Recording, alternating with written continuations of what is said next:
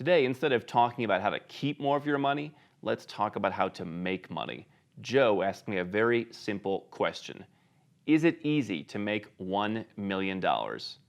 I'm going to answer Joe in this video.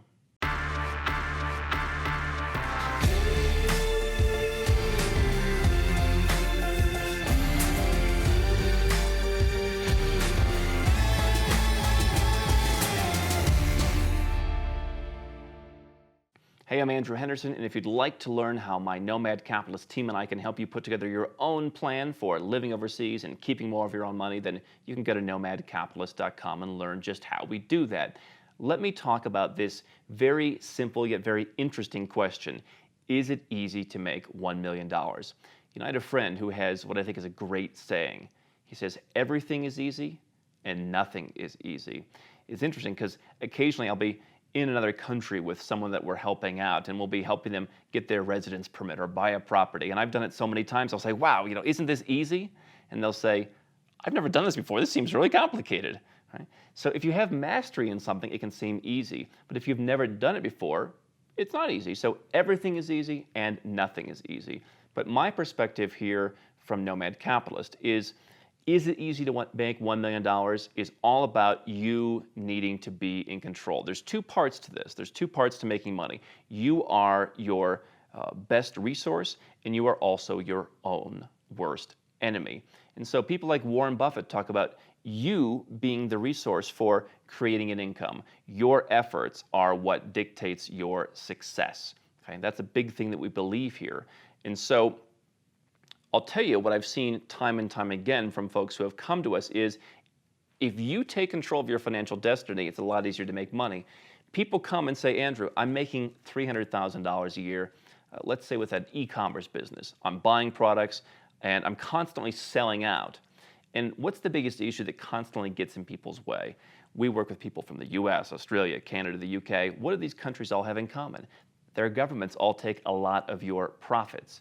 And so what the consistent thing that I've heard from business owners is, Andrew, I know that if I reinvest $1 or €1 or £1, I can turn that into $3 or $4 or $5. I just don't have enough money to invest because I make $300,000, but $100,000 of it is going out the back door. If only I had that extra $100,000, I could get to $1 million or more a lot faster. And so this is, to me, the perfect example of taking control of your financial destiny. If you're keeping more of the money to reinvest, that's a good thing. What's interesting is around the world, we've seen new countries like Estonia, like Georgia, like Macedonia say, you know what, even now Latvia too, we're going to let you keep your money to reinvest it. You can just pay tax when you're done. And that means that you can use a lot more of that money. Now, I'm not necessarily saying that you should go to those countries to set up your business. This stuff is a bit more complicated than that, and there are countries that have lower tax rate than those countries. But what's fascinating to me is that there are some countries out there that are acknowledging that their businesses can do more if only left to reinvest more of their money. Why is it that the countries that you and I are from aren't doing that? Because it's more important for them to take your money. And so if you stay in those countries, you are not in control of your financial destiny. 6 of the most dangerous words in the English language are, that's just the way it is. And so if you're sitting in the United States and you're trying to run this example e-commerce business and you're giving a bunch of money away where someone who's living in Estonia can reinvest that money, they're probably going to beat you. They're going to take market share from you. They're going to be a stronger competitor because they have more resources. They're in control of their financial destiny. The same way that someone who moves to a tax haven like Dubai, for example, who doesn't have any taxes, they can just reinvest all of their money. And so once you think, well, hey, that's not just the way it is, then you start thinking, okay, well, what else can I do? I've had numerous people come to me and say, Andrew, I'm tired of these Australian workers. I don't know, they're paid too much. You know, like every boss says that, right? I'm paying people too much, they're not doing enough. Do you know which boss doesn't say that? Me. Because I found a way to find people who are getting the job done for a price that's really helping my business. I'm not hiring folks in the United States who think that $70,000 a year is a birthright. Many people that I've seen, they come to me and say, Andrew, I won't work for less than 100 grand. Great, I'll find someone somewhere else in the world who will get the job done for less. And so that's another way I've controlled my financial destiny. It's what we talk about here all the time. Go where you're treated best. If you're taking control of your financial destiny, then you're going to be able to get to that $1 million mark or whatever other financial goal you have a lot faster. Now let's talk about the other side, where you're your own worst enemy. I've seen this in my own life, and I've seen it in the lives of many others. One thing that I've seen when I started traveling, and I spent time in Asia, I would meet people who were bootstrapping businesses in parts of Asia, and they would sit and they would ask themselves, hey, does anybody make more than $10,000 a month in their business? Like, that seems like that's impossible. Well, as the saying goes, if you think you can, or if you think you can't, you're right. I used to do this long ago where I thought there's some kind of glass ceiling on my business, and it stopped me from doing better. I was afraid of being too successful. I did very well, but I could have done even better if I would have had more of an abundant mentality.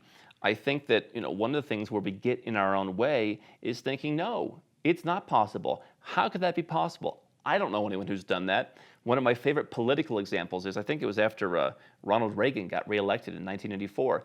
They were talking to people in the streets of New York City the day after Election Day, and they were saying, I don't know how Reagan won. Everyone I know voted for the other guy.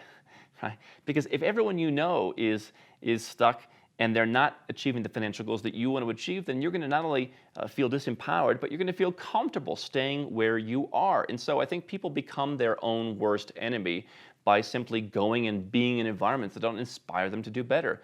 Yeah, you know what? I know a lot of people who make $1 million a year, $2 million a year, $5 million a year. For them, it's become relatively easy. Now, what you don't want to do is you don't want to become so confident once you get there that you allow it to slip through your fingers because people catch up with you or you just get cocky. Obviously, staying at that level is a separate set of challenges, but getting there is possible. You need to leverage your strengths as someone who understands that you control your financial destiny. You can go where you're treated best. You control the inflow and the outgo. And also that you have to understand you've got to be on your own team. You've got to understand it's possible. It's the 4-minute mile effect. If you keep those two things in mind, you can achieve any financial goal that you want. Hi, I'm Andrew Henderson from Nomad Capitalist. I wrote this book, which you can find on Amazon, to distill a lot of the stuff we talk about in these videos and a lot of the stuff I've learned over the last decade plus traveling all around the world, teaching you about how to legally reduce your taxes, build your personal freedom, and create wealth faster. Definitely get a copy of this book if you want to learn more. Now, if you want to watch more videos, make sure you subscribe to our channel and make sure you click the notifications bell so you never miss one of our new videos with more tips on how to go where you're treated best. And if you're already a 6- or 7-figure entrepreneur and you'd like to put these strategies in place for yourself, go to nomadcapitalist.com and learn about how I can help you.